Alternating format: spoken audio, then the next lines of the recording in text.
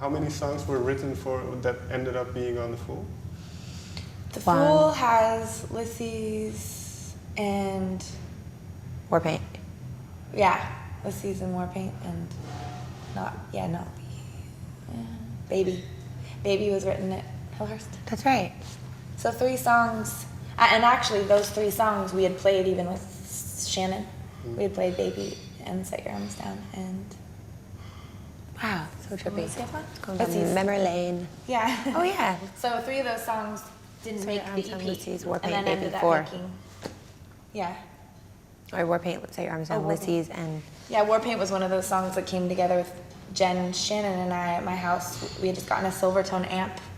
We've all plugged into the same amp and a drum machine and just kind of wrote a little idea. At that time, I used to record all of our practices on a mini disc player.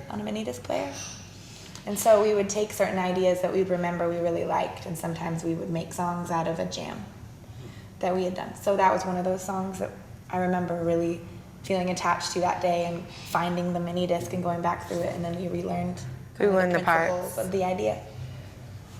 And well, what was the ambition at this point, leading up to the EP? What was the ambition behind the band?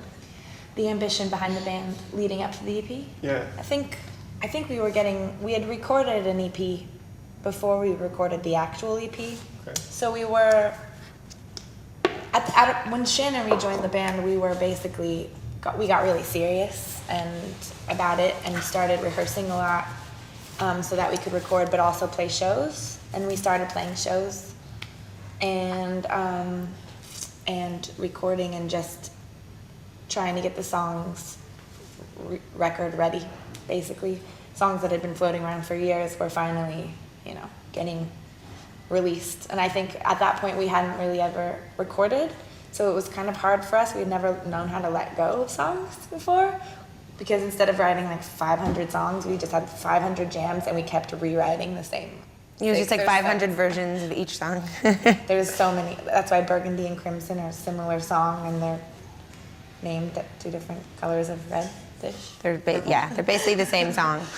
But yeah, we just kept rewriting and refining. I remember hearing from our friend John was like, "It's cool, the Smiths did tons of different versions of their songs and released all the different versions," so it made me feel better about the process. Well, I think you mentioned a certain stubbornness earlier. Has this something to do with the writing process? I was saying the other day that we're like a democracy of dictators. I think that still holds true. It's definitely part of our process. It's got to go through every single person's filter of what they would want to release. So we don't really release a lot that's not really intentional, to a certain degree.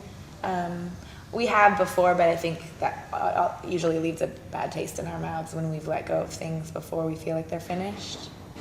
That's kind of a theme. So that process is pretty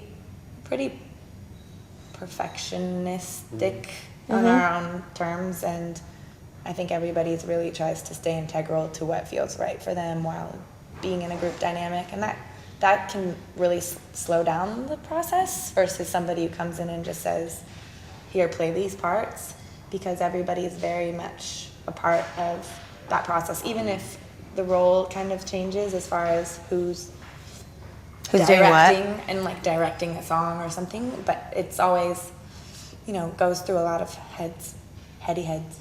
So okay, so this is I assume then also why it took about 3 years to release the second record, or? Well, the thing about that is that we toured up until the beginning of this year. This year? No, sorry. 2012. We'd been touring, so it's like we really have only taken a year and a half. Yeah, we didn't have, we had only had so many ideas written. So we started writing in February or March we started concentrating and just quit doing like tons of touring. We did a little bit of touring, but just concentrating on writing and bringing ideas that had already been gestating, and started writing in March, and then our album kept getting pushed as far as the date to record because Flood, our producer, was still making Foal's album. Okay. And so, but then we also were like in our traditional style trying to get the songs stronger, and then ended up recording a year later. But that year was half writing and half touring and half time off. So we only really prepared our album, you know, on and off for a few months here and there before we actually recorded it, and then we recorded it in 6 weeks and mixed it in 3. Is this something that the band needs to have a Deadline? no, to have a certain, to designate a certain time to write the album? I think any band, after you make your initial first record, which you kind of have a lot of, obviously we took a lot of time to make our EP and even with The Fool, but this album was made really fast, if considering how we've made things in the past. Yeah, we did a lot of preparation for this album as well, so I think that made things go more quickly. And I believe for this album you chose to,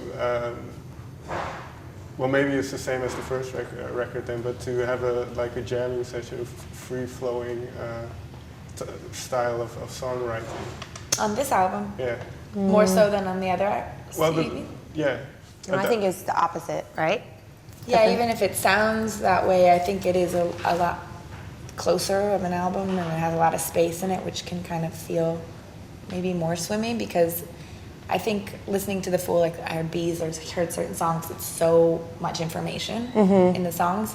But I think almost that probably has to do with the fact that we had so much time with those songs that you just get really technical. You end up getting very mathematical almost with them, like lots of parts. As time evolves, you kind of like when you go on tour, you evolve your songs. But this was more, the song was kind of created, and then we looked at what was extraneous maybe and just kind of keeping the space open, and then we kind of just recorded them pretty quickly after they were written for the most part, which is really different than anything we've done before.